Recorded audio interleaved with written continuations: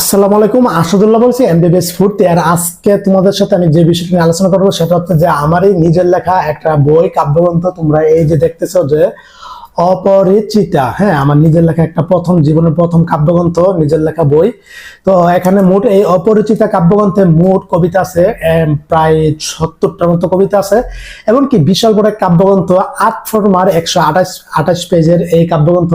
তো 21শে বইমেলা 2025-এ প্রকাশিত হতে যাচ্ছে আমার প্রথম এই কাব্যগ্রন্থ অপরিচিতা।